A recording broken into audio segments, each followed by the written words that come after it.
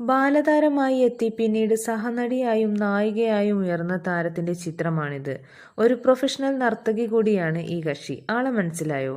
മോഹൻലാൽ ചിത്രമായ സാഗർ ഏലിയാസ് ജാക്കിയിലെ ഒരു ചെറിയ വേഷത്തിലൂടെ അഭിനയ രംഗത്തേക്ക് അരങ്ങേറ്റം കുറിച്ച് ഈ കൊച്ചുമിടുക്കി പിന്നീട് തമിഴ് സിനിമയിലൂടെയാണ് ശ്രദ്ധേയയാകുന്നത്. ഉണ്ണി മുകുന്ദൻ നായകനായി അഭിനയിച്ച ഒരു മുറൈ വന്ത് പാർത്തായ എന്ന ചിത്രത്തിലൂടെ നായികാ പ്രാധാന്യമുള്ള കഥാപാത്രത്തെ അവതരിപ്പിച്ച പ്രയാഗ മാട്ടിന്റെ കുട്ടിക്കാല ചിത്രമാണിത്.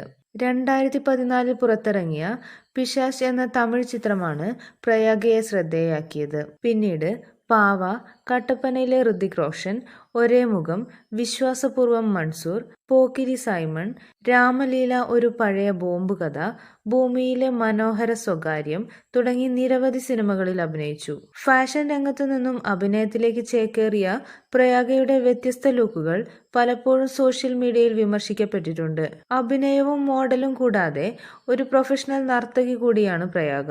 കൂടുതൽ വാർത്തകൾക്കും വിശേഷങ്ങൾക്കുമായി ഈ ചാനൽ സബ്സ്ക്രൈബ് ചെയ്യുക.